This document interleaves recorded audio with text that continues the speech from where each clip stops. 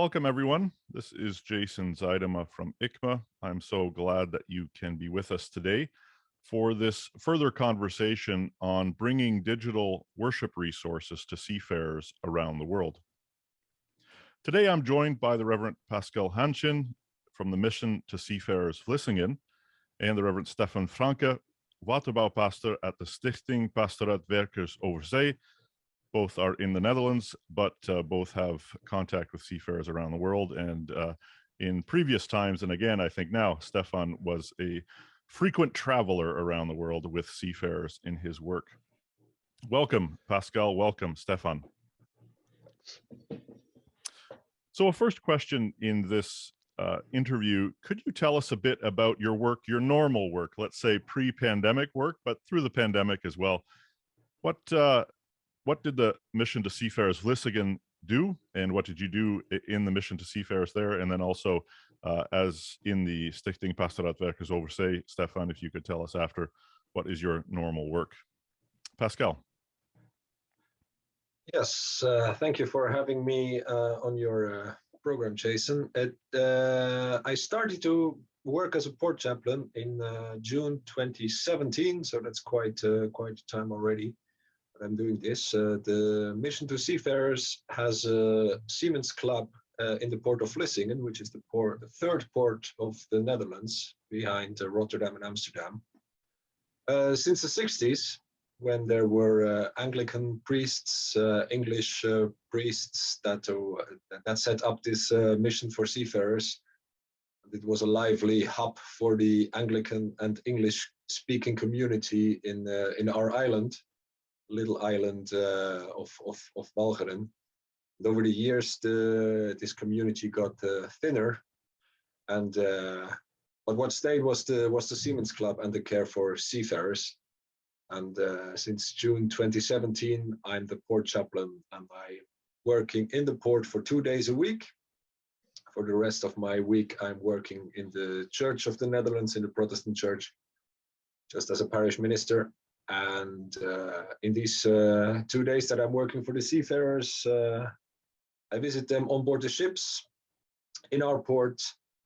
And before the pandemic hit, we had a rather large operation shoreside in the club with around 10,000 visitors every year. And we're open 7 days a week in the evening from 5 to 11. But then, of course, with the pandemic, we had to close and reopen again. Close. It's just now we opened just now last Friday. Some of the last restrictions fell, so we can go back to normal operations.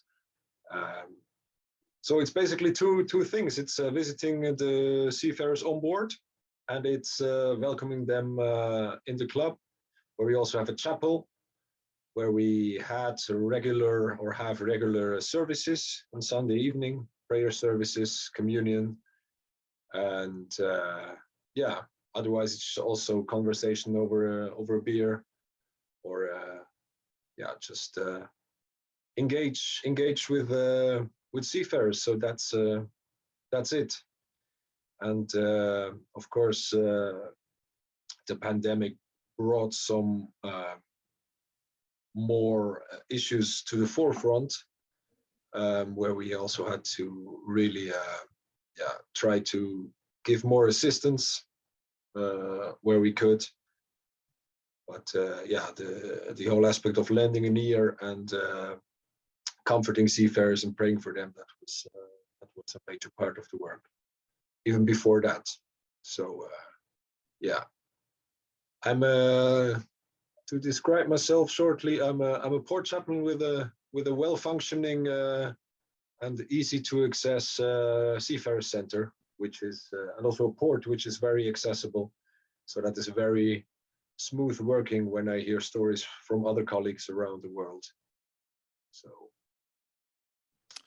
Stefan, could you tell us a bit about the Stichting Pastoraat Werkers over Zee? Yes, the Stichting, SPWO, stands for Care for Workers in Dredging and Marine Construction. And that's a special type of maritime industry where dredging vessels deepen the port, keep the ports at depth, but also do big projects in reclaiming land reclamation. The islands of Dubai are a very famous example.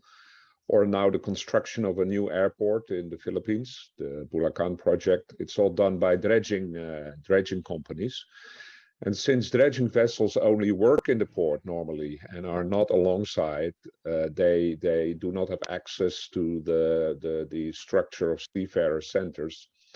And that's why in the past my foundation was founded so that I or my predecessors could go to the vessels instead of having the crew members visiting the seafarer centers. So that's happening already for a few decades. I started in 2012, and my main task is visiting ships and projects all over the world. And I did before the pandemic hit the world. So I've been traveling to many countries in the world just for regular visits, ship visiting, to ask how things are going. But the companies also get me going when an incident happens at a ship, someone passing away, a big accident, that kind of thing, for mental assistance. So this foundation, by the way, is founded by the industry itself. It's good to mention that. I think that this type of industry finds it worthwhile and worth to give money, to spend money on the mental well-being of their crew members. Apart from that, I'm involved in publishing a little magazine that is spread on the Dutch flagged vessels and all dredging vessels. And together with another port chaplain colleague, we developed a program of guest lessons on the Dutch maritime schools. And we are teaching that program now already on 6 or 7 schools. Though Pascal also gets involved in that. So that's nice. It's really expanding. There was obviously a need for that, personal and social skills on board. And yeah, for me, it's also fun doing that. But the core business is, yeah, visiting ships, and not just a 1 hour visit or 2 hours visit, but be there on the ship for a few days. When I visit the project, I go from vessel to vessel. And so it's a bit more kind of embedded way of giving pastoral care. Now, to the subject of this interview, I wanted to talk about some of these digital resources that you've created for seafarers, especially recordings of worship that you've created. Perhaps starting with Pascal and then going to Stefan, can you tell us a bit about these videos that you've created? What was the genesis of them? Why did you think that these were necessary? And how have they developed over time since you started making these videos? Well, the origin story, you have two creators, so maybe the origin story may differ a little bit how we remember it. But for me, it was March 2020, April, and I did videos in the chapel of my Seafarers Club for my for the parish, for the Dutch churchgoers, because of course the church was closed and we couldn't convene. So I did evening prayers in the time before Easter. And Stefan wanted to do a service for a ship that was lying in port, also for Easter. And so we kind of teamed up. He wanted to use my chapel, and after that, it was quite a natural progression to think why not do videos together? Because yeah, Stefan cannot go anywhere. What he normally does. I couldn't do what I was normally doing. And we are living in the same town, a few hundred meters apart from each other. So why not? So that's how it started. We shot videos in our chapel. And correct me if I'm wrong, Stefan, it was weekly then. Yeah, I think we started every week indeed. For me also, actually the first week after the lockdown hit Europe, there was already an incident on a ship, and normally I would fly there, but that was impossible. So that suddenly we realized, okay, we have to do this in a digital way. So I had to do the memorial for someone passed away on the ship in a digital way. And then I discovered, as Pascal did with the church service, that, okay, there are digital means to reach out to the people we cannot visit right now or be in touch with. And indeed, there was I think, a fall pipe vessel located in the port of Vlissingen for some repairs and crew change and everything. And yeah, we started to cooperate, and that of course we had met before, right? We were also at an ICMA conference together, so we knew each other, and now we know each other even a lot better. Pascal? Yes, maybe to mention that was before my church got live stream.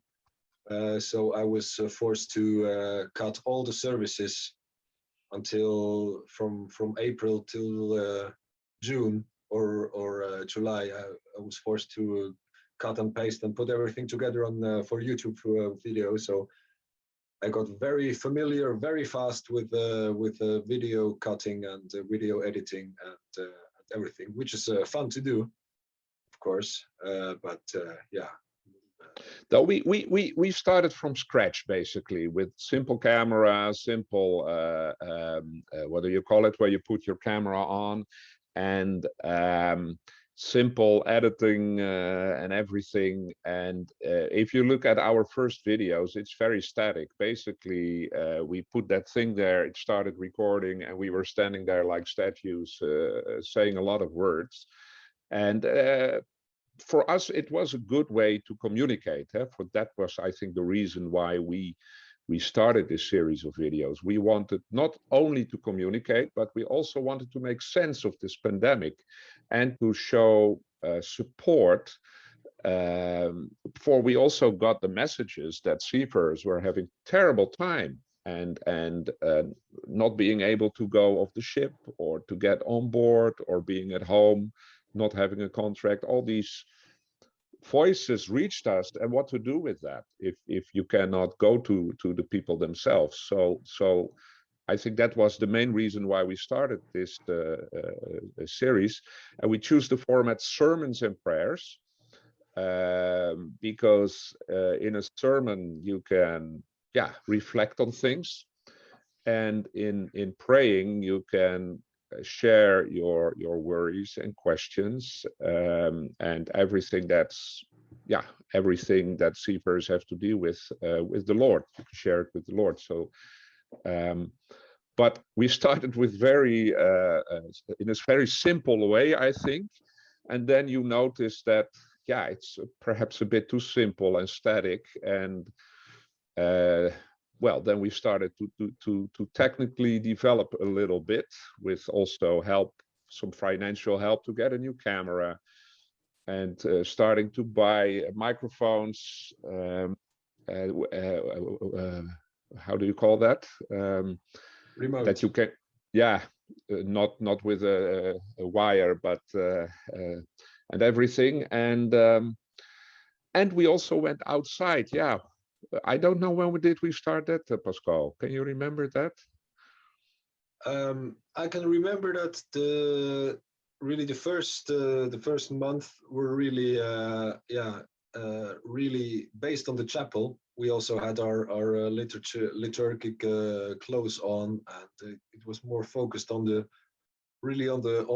praying side of things, because maybe we were also still a little bit shocked and couldn't make sense of the whole situation, and just wanted to share that and offer something to the seafarers, to our audience. And but then the pandemic progressed, and not even sure how long it took us. Maybe a year. It took us quite a long time to really say, okay, maybe we can tell a little bit more. Maybe we can just focus on the praying part, but maybe we can have a theme and then search for a location that relates to that theme, so that we can make it a little bit more, more something that also people can just consume in a break time, or just before they go to sleep, or just after they wake up. That was also our target, to never exceed 15 minutes, and just to create a space in the day for seafarers to step outside. And as long as the pandemic progressed, and also seafarers could arrange with the situation a little bit, then we sort of expanded the scope a little bit, and gave the sermon side, or a little bit a stronger position in the whole thing. But we never abandoned the prayer, and because we noticed that, especially in the audience that Stefan reached via his Facebook, that there were really seafarers who kept sending us prayer remarks and saying, yeah, I will have to do this operation, or I have this problem, please pray for me publicly. So, which is was a sign that it was really that people also tuned in to the videos for the prayer part. And so that's something that we shared, that this had an impact. So that was the progression a little bit. So this is something I'd really like to know more about. What has been the reaction to these videos in the past 2 years, and what does that say about seafarer chaplaincy going forward? Is this something that's going to be sort of a central part of maritime ministry, or was this just a sort of blip because of the pandemic, or by the reaction that you've gotten in the past 2 years, what might this say about the future of maritime ministry and the usefulness of this kind of program going forward? Perhaps starting with Stefan. Yeah, it's not an easy question, but I think that digital resources will be permanent in the future. So and those digital resources have been a little bit neglected, I think, by us, the maritime ministry in general. There are great possibilities, and I wonder, though, whether everyone who has started doing this will continue to do this. For us, so far, we still feel good about doing this. We reinvent ourselves. We try to. We know that there are great initiatives done by colleagues of us, and you interviewed Leon Rasser already, who is really doing perfect work in that regard, to also reach a broad audience. While we have a little bit of a different audience, I think, in a sense that we focus a bit more on people we already know or have met, and are also willing to tune in for 15 minutes. So you really have to sit down and go for this. Otherwise, it's not a 3-minute message. That requires a whole different approach. And in terms of that, we are dealing, or try to deal with, people we have some contact with. I think there is a future for that, and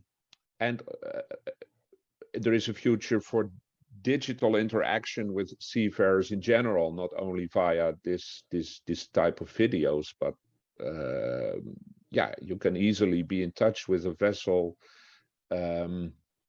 wherever it is, as long as there is a reasonable internet on board. So I think there is also for that more there can be new options developing for pastoral care and giving attention to people via those means. Yeah, that's for it for now on my side. My answer would I have mixed feelings about this. Of course, everything what Stefan said is true and valid, but what my fear is, or what my concern is to not make it too easy to be accessible remotely, especially for the people we work with, which are seafarers who are very isolated and have been isolated extremely with the pandemic. I think it will never the need to really get seafarers out of isolation, or for them to get themselves out of isolation and be put in other contexts, in other to interact with other people than their crewmates, cannot and must not be replaced by digital means if we want to safeguard the mental health and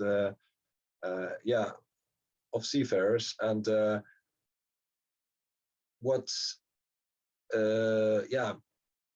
maybe there's a danger in that. We always said to ship owning companies, we always said people need internet on board to connect. They need internet on board.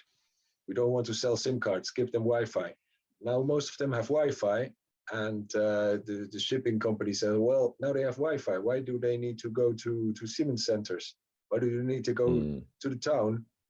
And now with the COVID, they have, of course, valid security concerns. But who's to say these security concerns don't become a proxy to safeguard operations, or to just keep your crews on board the ships, and then they can say, oh, well, they have these videos, they can connect with the pastors remotely. So why do they still need access or one-to-one talks? So I think that's a danger. I saw that in my own parish with the Dutch people. We saw people would flock back to church when it reopens again, after we had the live stream and I was preaching to a camera, and I had nobody in the church, and I thought, where are the people? This is not good. And we really thought people would come back just like that. And now church is open again, and some people say, wow, it's not too bad remotely. So the technology has created a divide, and and this danger I see also for seafarers when they not for seafarers themselves, but for shipping companies, when they say, well, you have the possibility to talk, even talk directly, not only through videos, but also through WhatsApp calls, or through Facebook calls or whatever. But of course, this is no replacement for real interactions.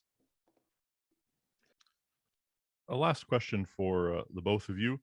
Do you have any brief thoughts of advice to any other seafarers pastors who wish to get into this space?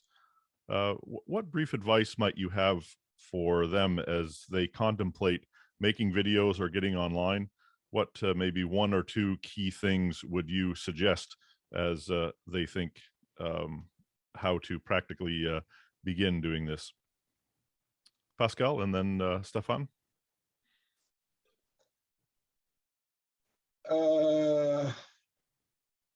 Well, seeing as we did all learning by doing, and in a natural progression, it's maybe what I would say was less is more, or just start real small, and don't just do all the steps. Take only the steps that you're comfortable with. it took us a very long time to start moving in the videos, walking and talking at the same time. It sounds strange, but it took us a very long time to have the confidence to, because if you don't do it right, it looks silly. And yeah, so just only take the steps that you're comfortable with, and don't worry too much about how many people you reach. Maybe that's yeah. Okay, Stefan. Yeah, well, that's a thing that Pascal mentions. For whom are you making this? That's an important thing. And if you want to reach the entire world, yeah, then you will be disappointed. So I think yeah. First of all, when are you satisfied, and then how much are you gonna invest in it? Also time-wise. So I know that from a videographer's perspective, our videos are probably quite poor. Though I must also say, with a lot of the editing and also a good camera can do good.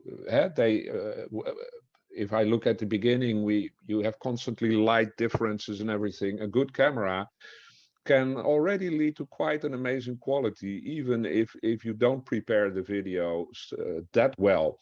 So that's also a thing to think about. How much time can you invest? And then even with limited time, you can already do a lot. But if you want to go for like a video that's gonna reach a broad audience or whatever, yeah, you will have to invest a lot more time than you need to go to a semi-professional level. We are not willing to do that. But these are things you definitely have to consider when you start doing this. And for me and for Pascal, and keep some discipline. So for us, it's not that we have like already a whole schedule for the whole year. We go from video to video. But even if we sometimes don't feel like it or whatever, if you want to make a series, you have to continue doing it, because if you stop doing it, then your audience will be gone, I'm sure. So I'm not sure whether it's totally clear what I'm saying, but yeah, you have to keep some discipline in what you're doing. Well, Reverend Pascal Handschin, Reverend Stefan Francke, thank you for being with me, and thank you for sharing your thoughts and your advice to help other seafarers chaplains around the world. Thank you.